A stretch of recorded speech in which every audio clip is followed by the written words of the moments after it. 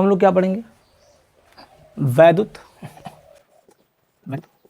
द्रुव के कारण अक्षीय स्थिति में वैद्युत क्षेत्र की तीव्रता। बहुत इंपॉर्टेंट टॉपिक है, बहुत लाजवाब है, बहुत झक्कास टॉपिक है, एग्जाम में बहुत बार पूछा जाता है। तो इसको बिल्कुल मैं आसान भाषा में बताऊंगा, बहुत सरल भाषा में, ठीक है ना। सबसे पहले हम क्या करेंगे, जो अभी हमने पढ़ा वैद्युत ध्रुव, उसको बनाते हैं, उसके थ्रू देखते हैं कुछ चीज़ें क्या होगा। यहाँ क्या था, -q, यहाँ पे b था, यहाँ पे हमने क्या लिया था, +q, और इनके बीच की दूरी क्या थी, 2l था, राइट। और अब हम मानते हैं कि इसका मध्य बिंदु है, क्या है, O हम मान लेते हैं।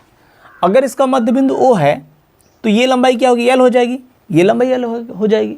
मध्य बिंदु का मतलब ये भुजा और ये भुजा क्या, इधर का साइड है, इधर साइड क्या हो, बराबर होगा। तो अगर 2l है तो एक l यहाँ आ जाएगा और एक l आपका यहाँ आ जाएगा, होगा। अब हमने क्या माना कि O से R दूरी पर एक बिंदु क्या है, P है। O से R दूरी पर एक बिंदु P है। भाई अच्छी स्थिति की बात हो रही है, मतलब ये वैद्युत ध्रुव है भी, इसके अक्ष पे तो निकालेंगे तीव्रता, तो हमने अक्ष पे एक बिंदु क्या ले लिया, P ले लिया। अच्छा, बिंदु P की O से दूरी क्या है, तो बिंदु P की जो O से दूरी है ना, वो स्मॉल r है। क्या है, स्मॉल r है, राइट, ओके। अब ये ध्यान से देखिए, यहाँ से अगर मैं बात करूँ तो जब मैं तीव्रता निकालता हूँ तो मुझे दो चीज़ों की नीड होती है, एक तो आवेश का, और जिस पॉइंट पे निकाल रहे हैं उस आवेश से उस पॉइंट की दूरी। तीव्रता का सूत्र क्या होता है, ये होता है E बराबर 1/4 पाई एप्सिलॉन नॉट इंटू Q अपन में R स्क्वायर। तो मुझे एक आवेश का मान पता होना चाहिए और आवेश से जिस पॉइंट पर हम निकाल रहे हैं तीव्रता, उसके बीच की दूरी का मान पता होना चाहिए। तो अगर मेरे पास दो आवेश हैं तो इन दोनों आवेशों के कारण हम P पर तीव्रता निकालेंगे।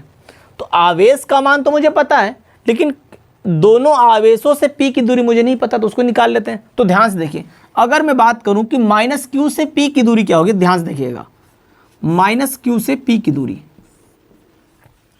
देखिए मुझे यहां तक दूरी निकालना है। ये कितना है नीचे, ये r है, r में अगर मैं l जोड़ दूं तो क्या हो जाएगा, q से P की दूरी मतलब r प्लस l हो जाएगा। -q से P की दूरी क्या हो जाएगी, r प्लस l हो जाएगी। अच्छा, मुझे प्लस के कारण अगर मुझे P की दूरी निकालनी है तो क्या होगी, इन दोनों के बीच की दूरी क्या हो जाएगी, ध्यान से देखिएगा, यहाँ से पूरी दूरी कितनी है, यहाँ से पूरी दूरी कितनी है, r है, इसमें l, अगर r में से l काट दूं तो यही तो बचेगा, मतलब निकाल देते हैं, तो क्या हो जाएगा, यहाँ से r माइनस l हो जाएगा। तो यहाँ पर हमको आवेश का मान ही पता है और हमको दूरी का मान भी पता चल गया। अब हम निकाल सकते हैं कि तीव्रता का मान कैसे कैसे होगा। तो सबसे पहले हम एक चीज़ लिखते हैं, क्या यहाँ पर कि -q से P की दूरी, -q से P की दूरी, -q से P की दूरी हम क्या बोलेंगे, AP। तो जो AP का जो मान होगा वो क्या हो जाएगा, AP का मान क्या है, R प्लस L हो जाएगा। और Q से दूरी तो प्लस Q से क्या हो जाएगी, BP हो जाएगा, BP। अब BP की वैल्यू क्या है, R माइनस L है। देखिए इसको मैं बिल्कुल आसान तरीके से बताऊंगा, परेशान मत होइए, बहुत आसान तरीके से। आपको भी लगेगा हाँ यार मैं तो पहली बार पढ़ रहा हूँ ऐसा, ठीक है। चलिए आगे बढ़ते हैं। अब हम क्या करेंगे, बारी बारी से इसके कारण इस पर तीव्रता निकालते हैं, इसके कारण इस पर तीव्रता निकालते हैं। चलिए लिखते हैं, -q के कारण P पर तीव्रता क्या हो जाएगा, तो इसको मानेंगे E1। क्या मान लेंगे, E1 बराबर फॉर्मूला होता है 1/4 पाई एप्सिलॉन नॉट के Q अपॉन में दूरी क्या है, यहाँ से यहाँ तक -q का, -q से P की दूरी AP है, ये रखता हूँ मैं, AP हो गया। इसे बोलेंगे इक्वेशन नंबर फर्स्ट। अब आपका ध्यान से देखिए, अगर मैं माइनस आवेश के कारण किसी बिंदु पर अगर मैं तीव्रता निकालता हूँ, ठीक है ना, तो उस तीव्रता की वैल्यू जो होगी ना उस आवेश की तरफ होगी। यानी कि माइनस E1 की जो वैल्यू होगी वो इस उसकी जो दिशा होगी ना, इस E1 की जो दिशा होगी वो इस आवेश की तरफ होगा। ओके, चलिए अब हम देखते हैं प्लस Q के कारण P पर तीव्रता। तो प्लस Q के कारण, एक मिनट,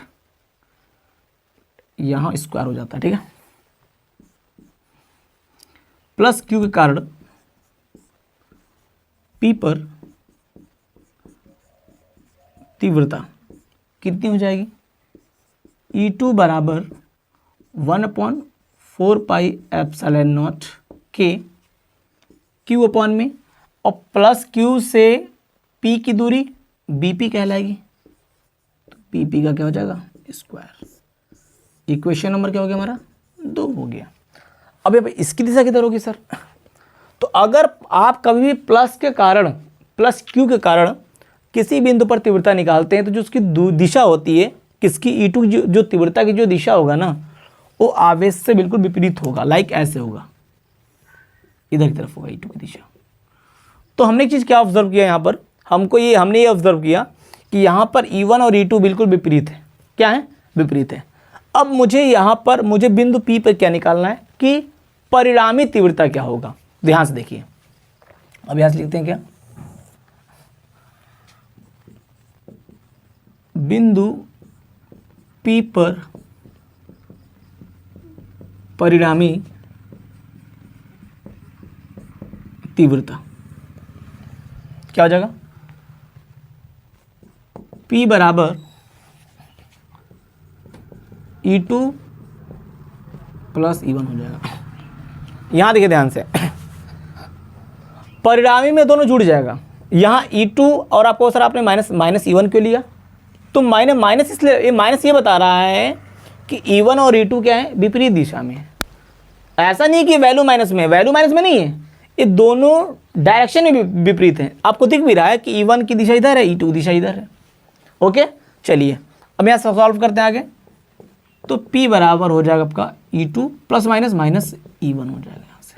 ओके, और हम क्या करेंगे, E1 E2 की वैल्यू पुटअप करते हैं। ध्यान से यहाँ से लेते हैं E1 E2 वैल्यू क्या ये है, लिखिए यहाँ पर क्या है, 1/4πε0 के Q अपॉन में BP का स्क्वायर। ओके, फिर माइनस, अब यहाँ से करते E2 की वैल्यू क्या, E1 की वैल्यू सॉरी क्या है, ये है 1/4πε0 के Q अपॉन में AP का स्क्वायर। ओके, अब हम क्या करते हैं, यहाँ एक्सचेंज करते हैं, Q को यहाँ भेजते हैं, 1 को यहाँ भेज लेते हैं, सब जगह यही करने वाले हैं। तो Q अपॉन में 4πε0 के इंटू 1 अपॉन में BP का स्क्वायर, BP का स्क्वायर माइनस Q अपॉन में 4πε0 के 1 अपॉन AP का स्क्वायर। ठीक है ना। अब आपको दिख रहा है कि ये चीज़ जो कॉमन है, ये चीज़ जो है ना कॉमन है, Q अपॉन में 4πε0 के Q अपॉन में 4πε0, तो इनसे इन वैल्यू को बाहर निकाल लेंगे। तो जो P की यहाँ से रिजल्टेंट वैल्यू क्या आएगी, तो Q को मैं वैल्यू बाहर निकाल लूँगा यहाँ से, सॉरी जो कॉमन है उसको मैं बाहर निकाल लूँगा। तो Q अपॉन में 4πε0 के, यहाँ क्या बचेगा अंदर, BP का स्क्वायर माइनस 1 अपॉन AP का स्क्वायर। कोई दिक्कत? सबको समझ में आ गया यहाँ तक? अब करेंगे यहाँ से क्रॉस मल्टीप्लाई, क्योंकि हमें करना हर को बराबर करना है। तो P बराबर Q अपॉन में 4πε0 के, क्या गुणा करते हैं, तो AP को अगर 1 से गुणा करूँगा तो AP का स्क्वायर माइनस BP का स्क्वायर अपॉन में क्या हो जाएगा, इसको मल्टीप्लाई कर लेंगे, तो BP का स्क्वायर इंटू AP का स्क्वायर। ओके, P बराबर Q अपॉन में 4πε0 के, अब यहाँ से देखिए ध्यान से, यहाँ क्या हो जाएगा, A square minus B square. बहुत आसान होता है, एक बार प्लस में और एक बार माइनस में। तो यहाँ से क्या लिख देंगे इसको, AP एक बार प्लस में BP के साथ में, और एक बार माइनस हो जाएगा। और इधर देखिए ध्यान से नीचे, ये दोनों मल्टीप्लाई में दोनों का पावर सेम है, तो इसको मैं ऐसे लिख सकते हैं, BP इंटू AP का होल स्क्वायर। राइट। अब हम क्या करेंगे, अब हम करने वाले यहाँ पर कि AP BP की वैल्यू क्या करेंगे, यहाँ से पुट कर देंगे। देखो यहाँ तक का थोड़ा बच्चे फंस जाते हैं, यहाँ पर उनको टफ लगने लगता है कि कैसे सॉल्व करेंगे। अब हम डायरेक्ट वैल्यू पुट करते हैं यहाँ पर। यहाँ देखिए, यहाँ से करते हैं, हम लिख देंगे यहाँ से AP तथा BP का मान रखने पर क्या करेंगे, AP BP का मान यहाँ पर रख देंगे। AP का मान क्या है आपका R+L है, PP का मान क्या है R-L है। चलिए पुट करते हैं, ध्यान से देखिए। तो P बराबर क्या हो जाएगा आपका, P बराबर हो जाएगा Q/4πε0 के इंटू, यहाँ पर अगर मैं AP का मान रखूँ तो AP का मान क्या R+L प्लस लगाइए, और BP का मान R-L है। हो गया। यहाँ देखते हैं AP का मान क्या है R+L माइनस R-L, BP का मान है अपॉन में, यहाँ देखिए यहाँ पर BP का मान क्या है R-L इंटू AP का मान क्या है R+L और इसका होल स्क्वायर। ठीक है, अब आगे देखिए क्या होगा, Q/4πε0 के इंटू, यहाँ से इनके अंदर ब्रैकेट को ओपन करते हैं तो R+L प्लस में R-L हो जाएगा इंटू, यहाँ देखिए यहाँ जब ब्रैकेट ओपन करोगे तो यहाँ पे R+L तो ठीक ही है, लेकिन यहाँ पर ब्रैकेट के बाहर माइनस है तो क्या हो जाएगा, साइन चेंज होगा, तो -R प्लस में L हो जाएगा। अपॉन में यहाँ क्या दिख रहा है, यहाँ दिख रहा है आपको A - B और A+B, A² - B², मतलब यहाँ बन जाएगा R का स्क्वायर माइनस L का होल स्क्वायर का होल स्क्वायर। देखिए प्लस माइनस खत्म हो गया, यहाँ देखिए प्लस माइनस खत्म हो गया, क्या आया P बराबर Q/4πε0 के ऊपर क्या गया 2R इंटू इधर क्या गया 2L। ओके, अपॉन में क्या हो जाएगा R² माइनस L² का होल स्क्वायर। अब Q को उधर साइड करते हैं तो P बराबर 1/4πε0 के into 2QL into 2R upon में R² माइनस L² का होल स्क्वायर। यहाँ पर हमको वैद्युत द्विध्रुव आघूर्ण दिखाना था, इसलिए मैंने 2QL को एक पास कर लिया। ठीक है, और इस वाले R को हमने साइड में कर दिया। तो ये लिखेंगे यदि 2QL बराबर क्या हो P, और अभी हम लोगों ने पहले पढ़ा कि P क्या हमारा वैद्युत द्विध्रुव आघूर्ण है। अब फॉर्मूला में हमने क्या देखा था 2QL, तो यहाँ पर क्या रखेंगे 2QL। यदि 2QL बराबर P हो तो ओके, तो यहाँ पे वैल्यू पुट करेंगे तो क्या आ जाएगा P = 1/4πε0 के into P into 2R upon में R² माइनस L² का होल स्क्वायर। ओके, अब मानेंगे यदि R की वैल्यू बहुत बड़ा है L से, तो यदि R greater than L हो तो L बराबर 0 पर, तो जब L बराबर 0 रखोगे तो यहाँ से क्या आएगा वैल्यू P बराबर 1/4πε0 के into 2P into 2R upon में क्या हो जाएगा यहाँ से R का स्क्वायर माइनस यहाँ पर 0 का स्क्वायर, यहाँ पर 2 हो जाएगा। जहाँ L था वहाँ मैंने क्या रख दिया 0। चलिए जगह नहीं, इसको मैं यहाँ देखता हूँ, यहाँ देखते हैं। तो यहाँ से क्या आ जाएगा P बराबर 1/4πε0 के into P into 2R upon में क्या हो जाएगा R का स्क्वायर तो P बराबर 1/4πε0 के into P into 2R upon में R की पावर 2 दूनी 4 यानी R की पावर 4। तो यहाँ से यहाँ 1 आ रहा है, यहाँ 4 आते खत्म, तो यहाँ से बचेगा 3। तो क्या आ जाएगा P बराबर 1/4πε0 के इंटू P अपॉन में R की पावर 3। ये हमारा क्या आ गया, अच्छी स्थिति में वैद्युत क्षेत्र की तीव्रता का फार्मूला आ गया। और यहाँ पर क्या, तो यहाँ लिख दीजिए वायु तथा निर्वात के लिए के का मान क्या होता है, 1 होता है। तो अब यहाँ 1 रखेंगे तो क्या आ जाएगा, p बराबर हो जाएगा 1/4 पाई epsilon not into P upon में r की पावर 3। यहाँ पर हमारा कंप्लीट हो गया डेरिवेशन। एग्जाम में पिछले साल नहीं आया था, बट इस साल आने का 100% चांस है, इस बार 100% आने वाला है क्वेश्चन, ठीक है। तो फिर से एक बार रिवाइज कर लेते हैं। सबसे पहले हमने क्या बनाया था, वैद्युत द्विध्रुव -q + q से मिलकर बना है। इनके बीच की दूरी क्या है, 2l होता है। इसका मैंने मध्य बिंदु O माना, उससे ये l 2 भागों में बढ़ जाएगा, l और l बढ़ जाएगा, ठीक है ना। अब हमको इसके अक्ष पे निकालना था, इसलिए हमने इसके अक्ष को बढ़ाया P तक, और वहाँ पर हमने मतलब इस पर मुझे क्या निकालना है, तीव्रता निकालना है, इसलिए हमने इसके अक्ष को P तक बढ़ा दिया। और इसकी P से इसके मध्य बिंदु की से दूरी देखा तो दूरी क्या मुझे मिला, r। अब हमको यहाँ पर दोनों आवेश के कारण इस पर तीव्रता निकालना है, तो हमको दोनों आवेशों के से उस बिंदु के बीच की दूरी चाहिए थी। तब हमने क्या निकाला, -q से p के बीच की दूरी r + l, और +q से p के बीच की दूरी r - l हो जाएगा। वैसे हमने इसको आसान करने के लिए यहाँ पर हमने एक नया काम कर दिया कि -q से p की दूरी AP, -q से p की दूरी AP बराबर क्या हो जाएगा, r + l, राइट।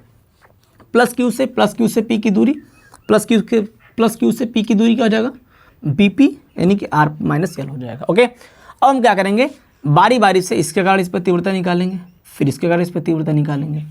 -q के कारण p पर तीव्रता E1 बराबर 1/4 पाई epsilon naught k into q अपन में r²। तो -q से p की दूरी के बीच की दूरी क्या कहलाएगी, AP, तो AP का स्क्वायर हो गया। और हमने क्या बताया था कि अगर मैं -q के कारण किसी बिंदु पर तीव्रता निकाल रहा हूं, तो उस तीव्रता का जो दिशा होता है हमेशा उस आवेश की तरफ होता है। तो देखिए ध्यान से, E1 की दिशा हमेशा उस आवेश की तरफ हो गया। ओके, अगली बात, +q के कारण p पर तीव्रता, तो +q के कारण जब तीव्रता निकालते हैं तो फार्मूला क्या आ जाएगा, E2 बराबर 1/4 पाई epsilon naught k into q upon में, अब +q से p की दूरी BP कहलाएगी, तो BP का स्क्वायर हो गया। इसकी दिशा की बात आएगी तो कभी भी +q के कारण किसी बिंदु पर तीव्रता निकालते हैं तो उसकी जो दिशा होती है वो इसके विपरीत होता है, राइट। ओके, आगे बढ़ते हैं। अब हमको क्या करना होगा, हमने देखा कि यार बिंदु P पर तो मुझे दो तीव्रताएं मिल रही हैं, मुझे चाहिए परिणामी तीव्रता। तो मैंने लिखा बिंदु P पर परिणामी तीव्रता बराबर P बराबर P2 + -P1। अब यहाँ पर माइनस क्यों लगाया, क्योंकि दोनों विपरीत है। ओके, P आ गया, E2 आ गया, +- हो गया P। अब यहाँ क्या करेंगे, E2 और E1 की वैल्यू पुट कर देंगे, तो P बराबर E2 की वैल्यू माइनस E1 की वैल्यू आ गई यहाँ पर। ओके, यहाँ पे मैंने एक्सचेंज कर, इसको आसान कर दिया, हमने बहुत आसान तरीके से बताया है, आसान करके, ताकि किसी को भी समझ में आ जाए। तो Q को मैं यहाँ लेके गया, 1 को यहाँ लाया, Q को यहाँ लेके गया, 1 को यहाँ एक्सचेंज कर दिया।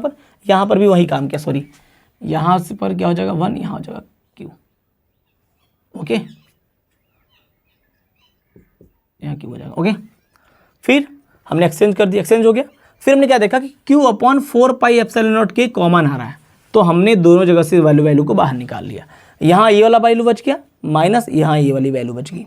फिर हमने क्या देखा कि अब यहाँ पर हमको हर को बराबर करना होगा, तो हमने क्रॉस मल्टीप्लाई किया, ये वाली वैल्यू ऐसे आ गई, इसका स्क्वायर, सॉरी इसको अगर 1 से मल्टीप्लाई करूँगा तो ये वाली वैल्यू आ जाएगी, माइनस इसकी मल्टीप्लाई करूँगा तो ये वाली वैल्यू आ जाएगी, राइट। और फिर नीचे मल्टीप्लाई करूँगा तो ये वाली वैल्यू आ जाएगी। अब हम क्या करें भाई, अभी हम यहाँ देखने वाले हैं, इसको मैंने ऐसे उतार दिया। यहाँ क्या मुझे मिला, a² - b², एक बार चीज़ें प्लस में और एक बार चीज़ें माइनस में, और यहाँ पर दोनों मल्टीप्लाई में है और इसका घात सेम है, तो हम दोनों को मल्टीप्लाई कर घात हमने 1 बना दिया 2। अब हम क्या करेंगे, AP तथा BP का मान इसमें हम रख देंगे। तो AP का मान हमारा क्या, R + L, प्लस यहाँ AP का मान, यहाँ BP का मान, AP का मान, BP का मान, यहाँ सब मान रख दिया। अब हमने ब्रैकेट ओपन किया तो हमने क्या देखा, L से L खत्म, इधर R से R खत्म। एक बार ध्यान रखना होगा, यहाँ पर विशेष ध्यान देंगे कि जब ब्रैकेट ओपन होगा तो अंदर का चिन्ह बदल जाएगा, ठीक है। तो यहाँ पर अंदर का मैंने चिन्ह बदल दिया, जहाँ प्लस था वहाँ माइनस, जहाँ माइनस था वहाँ पर क्या गया, प्लस आ गया। तो यहाँ से क्या बच गया, यहाँ क्या बन गया आपका a² - b², a² - b²। ऊपर क्या बचेगा 2r, यहाँ क्या बचेगा 2l। अब हमने क्या किया कि इस q को लेके चला गया कहाँ पर, 2l के पास में, तो 2 की वैल्यू यहाँ हो गया, इस 2r को मैंने साइड में कर लिया और नीचे वाली वैल्यू मैंने ऐसे उतार लिया यहाँ पर। अब मुझे पता था कि यदि 2 की वैल्यू बराबर p हो तो यहाँ पर p रख देंगे, तो मैंने p रखा, 2r ऐसे आ गया और इस वाली वैल्यू को मैंने ऐसे उठा लिया। अब मानेंगे यदि r बहुत बड़ा l से, यदि r बहुत बड़ा l से, तो l बराबर 0 पर, तो यहाँ 0 पुटअप करेंगे तो वैल्यू क्या आ जाएगी आपकी, ये आएगी 2 दूनी 4, नीचे हो जाएगा, ऊपर 1 है तो 4 में से 1 गया, बचेगा 3, ये वैल्यू आएगी फाइनल।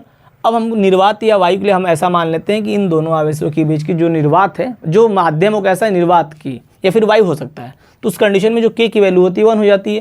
तो यहाँ 1 पुट अप करेंगे तो वैल्यू हमको रिजल्टेंट ये मिल जाएगी। ओके, तो यहाँ तक चीज़ें आपको समझ में आ गई होंगी। इंपॉर्टेंट है, बहुत ज़्यादा इंपॉर्टेंट है, इसको करिए, बहुत बार करिए। अब बहुत आसान तरीके से मैंने इसको बताया। ओके, बाय, मिलते हैं अगले लेक्चर में कुछ नए टॉपिक के सामने।